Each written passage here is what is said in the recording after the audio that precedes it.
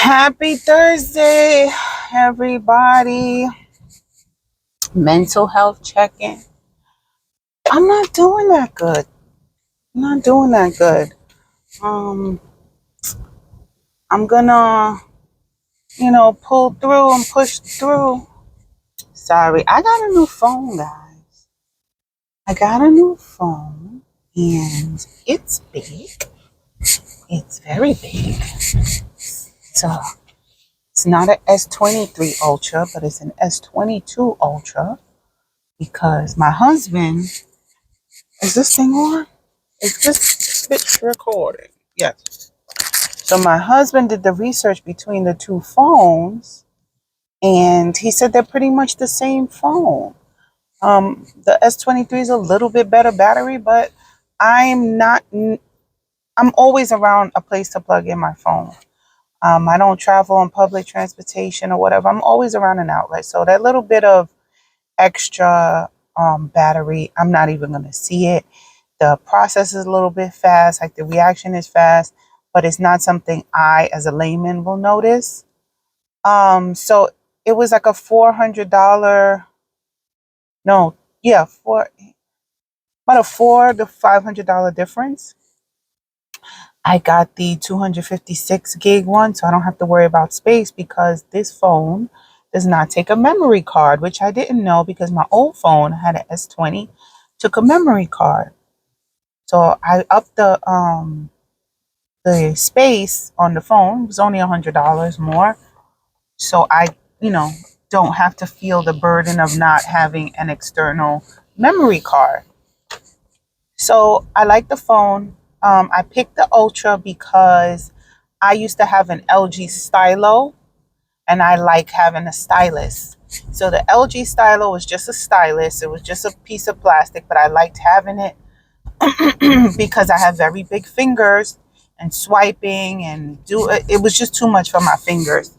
So I like having a stylus. Also, not a stylus like somebody to fashion me, the little pen. And also,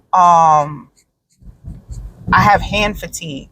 So holding the phone and stuff like that, especially that this phone is much bigger. So anyway, it's my new phone. The camera and everything's supposed to be better. So hopefully I'll look better in the videos. But whatever. So it's gonna keep sliding and everything until I figure out the sweet spot on this phone holder. Because I had it set to the old phone, but this one is much better.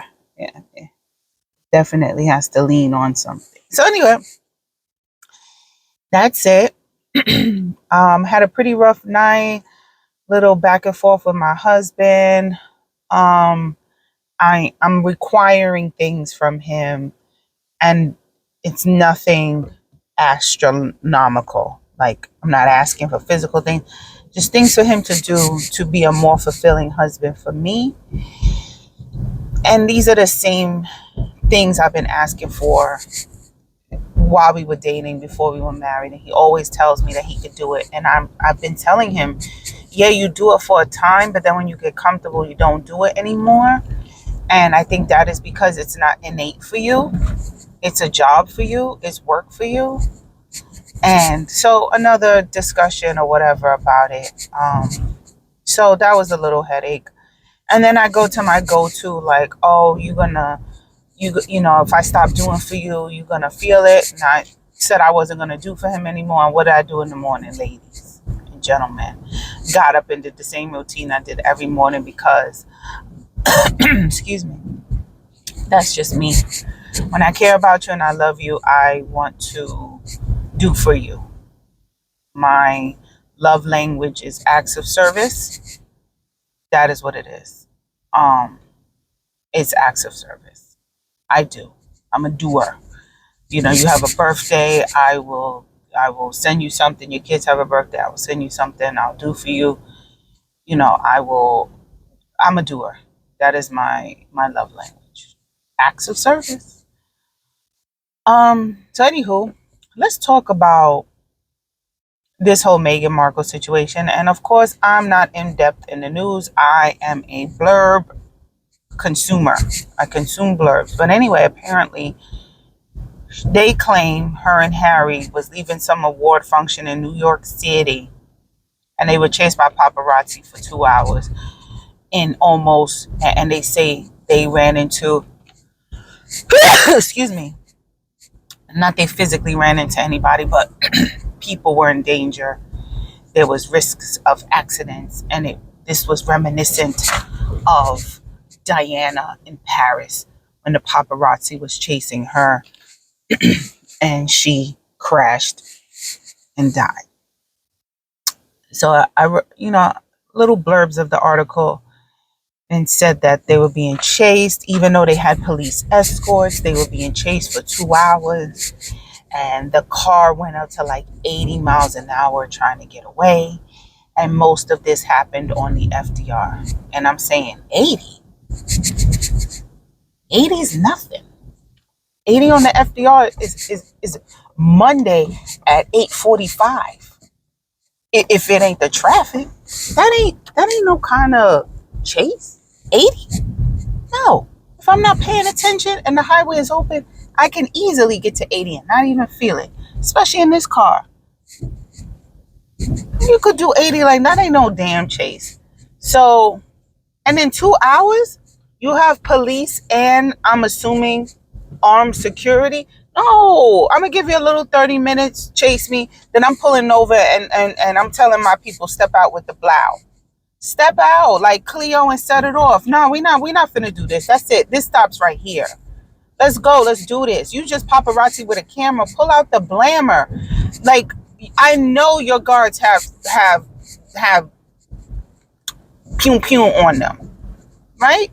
Stop. You risking the lives of New Yorkers. You risking the lives of yourselves. You have police escort. I don't believe it for a second. And oh my God, I was rooting for you, Megan. We were all rooting for you. You were black when it was convenient, but they loved throwing in your 50% blackness in the headline. So you were a black American woman marrying a prince. It was a love story for the ages, the prince and the pauper. It was all that. We were rooting for you. You're biracial, you're light skinned, you have a slender nose, you were easily digestible for the masses. You were that girl. I watched your wedding 5 o'clock in the morning.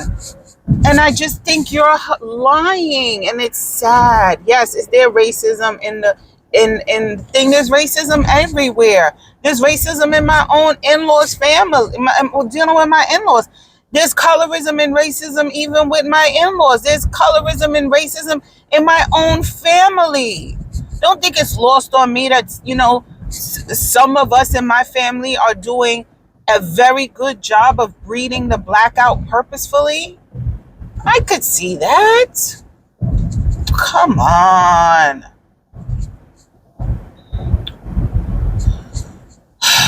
Don't think when my baby cousins were born, I was a little girl, my baby cousins was born, they was checking the tips of their ears when we went back to Barbados. Checking the tips of their ears. Now my uncle, my aunt's husband, is a black man. Not a light-skinned black man. He is a black man from Barbados, okay? When you close your eyes and you think of a Barbadian, because it's not Bayesian, that's slang. When you think of a Barbadian, close your eyes and think of Leon. Leon in the Madonna video. That's exactly who he looks like. My aunt is brown skinned. She looked like an Indian, Indian, they call them coolie Indian, brown skinned woman. What color were them kids gonna come out as? But they were checking the tips of their ears, which is funny because black babies are usually born light skinned. And you could check by the tips of the ears and the fingertips what color they were going to be. Them boys' ears, the first one was black. His tips of his ears was black. The second one, brown. But yes, that is in the family. There is colorism in the family. My mother would tell me to do this to the nose of the babies, to push it up so they don't have a big Negro Jackson 5 nostril. So yes, Megan, they kept their genealogy pure. I think, don't quote me on this, but um, not Harry. Who's the other one? The brother and Kate, they're like cousins somewhere down the line. They all related to keep the bloodline pure. You have probably no DNA ties with them. Then it's so far removed because your daddy's white. So far removed. You're the first black thing they brought in there that wasn't working. Okay, it didn't have on white gloves and was serving tea and crumpets. What the fuck you think was gonna happen? Just like when my husband brought me home, and I looked around and see that his sisters married Spanish, everybody married Spanish, white presenting. I knew I was gonna be the cog. I was different. I was prepared. But why, girl? I don't believe it. I just don't believe it. Do I think they would chase to get a photograph? Yes. Do I think they would chase for 2 hours? No. Now, my other theory is maybe they were chased for 2 hours and they trying to take you out the same way they took Diana out. But the only difference is they didn't take out one of their own. Diana was not with her ex-husband, husband, or whoever. They caught that bitch alone with her manstress. Right? And word on the curb, true tea, is that she was pregnant. Get that bitch out of here. Okay, the queen is dead. And probably the only one that was probably protecting you was the queen. She seemed to be coming to be a little bit progressive and stuff. So the only reason that person that had your best interest was the motherfucking queen. And now she gone and his daddy hate him and hate you. So I don't think it was the paparazzi chasing you for 2 hours. True tea. I think they was trying to take y'all out. You know they put Harry in the third row at his father's coronation. Third row. Wasn't even next to his brother. I think they put the pedophile uncle a higher status than his own son. Okay, and let's talk about the grand brouhaha of all side chicks. Y'all better put respect on Camilla's name. She's a queen. That bitch is 75 years old. She played the long game. Y'all be telling us hoes ain't winning. Hoes are winning. Hoes have been winning. Y'all just keep telling us hoes are not winning so that we won't be hoes. These side chicks are winning. She got the man. She kept the man. And now y'all got to call her Queen Camilla. Yes. That is the grand punta madre of side chicks. Hunty, it's going to be a hot girl summer. It's a hot girl side chick summer. Queen Camilla, hot chick, side girl, summer. Queen Camilla. Oh, yes. Don't steal it. It's a hot chicks, side chick summer. Queen Camilla.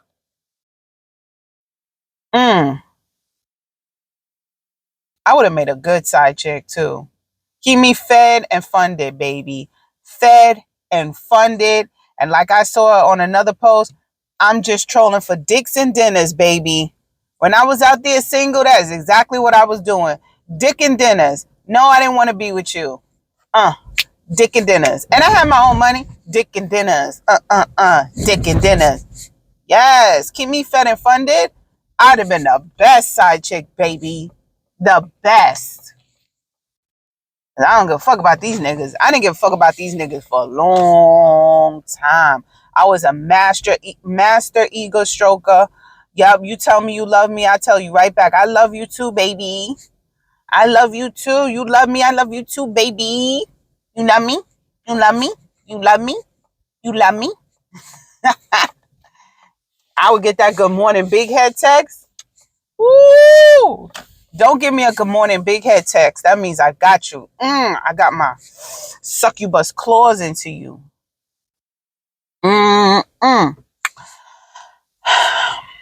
Anywho, I digress. I was I was reminiscing back in my these niggas ain't shit. Fuck these niggas days. Good times. That's why I think everybody should go through that phase before they settle down. Because then you start looking for that. You start craving for that when you're supposed to be loyal to one person. Get that all out your system. Don't start no relationship, like serious relationship, until you damn near 30. 18 to 21, you start studying. Because you can't really do nothing until you're after 21. You can't get trips to Atlantic City. Can't get trips to Vegas. You can't, 18 to 21, that's enough years to learn the game. Soft dating. Okay? But 21 to about 27, oh, go in. And maybe even longer. Okay? Maybe even longer.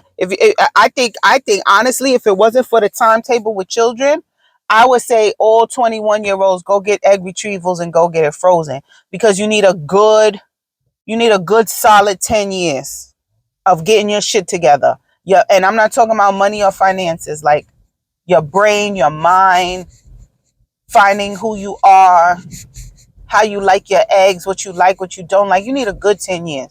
Because 21, you can't rent a car, you can't really do nothing. So you need what is a rent a car? 25 or 26? Let's say you need to about 35. Get married at 35. And then like after you get married, like that's a little too late to be trying to have kids with those eggs. So get the eggs frozen. But you need a good 10, you need a good solid 10 years of playing the field. And you know what? Men get 10 years of playing the field. You know why? Because they play the field while they with you. But I don't suggest women do that, because they talk about women catch feelings. Men catch feelings. They do. They do. They be having a whole relationship with a wife and everything, and the side chick break up with them, and they be like moping around the house, and their wife be like, "What's wrong?" And then they be like, "I lost the love of my life, bitch. What do you think? She left me." Because you have fun with the side chick. The wife is stressed. Me and my husband, we don't have no fun no more. This nigga don't take me out on no dates. We have no fun. We trying to survive. We have careers, mortgage, and twins. Ain't no fun. You know what's fun? When somebody else is watching the kids and we can watch a show that has curse words and killing. That's fun to us. I put on Repo. Repo is an old movie about these people that would repo organs. I'm sitting there watching them like it's an old movie. He start cutting into the body to take the organ out. My daughter's like, "Ugh," I didn't even realize. And I was like, "No, he's just playing. He's just drawing on her. It's paint. It's paint, mommy. Yeah, it's paint." We had to change the channel. That's fun to us. Watching a movie with cursing and killing. Okay? But that's what that man's getting at home. His escape is the side chick. He had fun with the side chick because he don't owe her nothing. He has no responsibility with her. He don't owe her. The minute she have a child with him, that's responsibility. She's no longer fun. She's out of there. She's always available. He could get away. She ain't doing shit because she ain't got no kids, though she got us a little job. You go have fun with her. You could smoke weed in her house. You could eat sugar cereal in her house. You could order Chinese food. You could fuck. You could take her out. You pay a little bit of her rent. She's fun.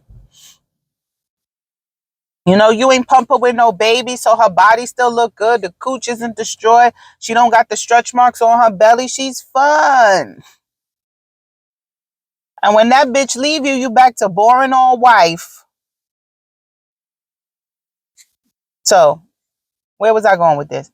Oh, I say all this to say, Megan, stop it. You was stunt. I'm gonna put you in the category of stunt queens. Okay, you there with stunt queen, Jason Lee, Kanye West, Michael B. Jordan, Jonathan Majors, and now Meghan Markle. I gotta keep a list of my stunt queens. You stunt queening, baby. I don't believe you. Either they were trying to take you out, and I don't think they would take you out of New York City. They would catch you when you with your mama. They're not gonna kill one of their own. But you gotta go. They got the two kids, the boy and the girl. They had trying to have deja vu with them kids walking behind your casket. Girl, you better shut up. Stay out of the media. You got enough money to be quiet. Just be quiet. Go to LA, send your kids to Sierra Canyon with Kim and them. Go be an influencer. Go be on some reality TV and detach yourself from anything that has to do with Buckingham Palace. That's it. You out of there. They're going to take you out. See, Diana tried to keep one baby toe in the pool. She wasn't fully out yet. You got to be fully out. Leave them people alone. They not fucking with you. And they got enough influence to take your ass out and make it look like paparazzi was chasing you for 2 hours. Paparazzi is not finna chase you for 2 hours in New York City. They not. For what? What are you doing? What salacious thing has happened that they need to talk to you that bad for 2 hours? Now, the paparazzi, I think, wanted to catch Diana because that bitch was pregnant and showing. They wanted that picture. But I also think it was a ploy to take her out, so I'm confused.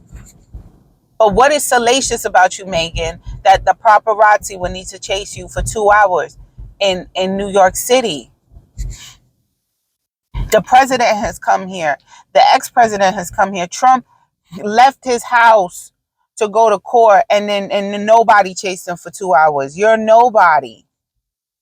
Girl, stop lying. You're making the niggas look bad.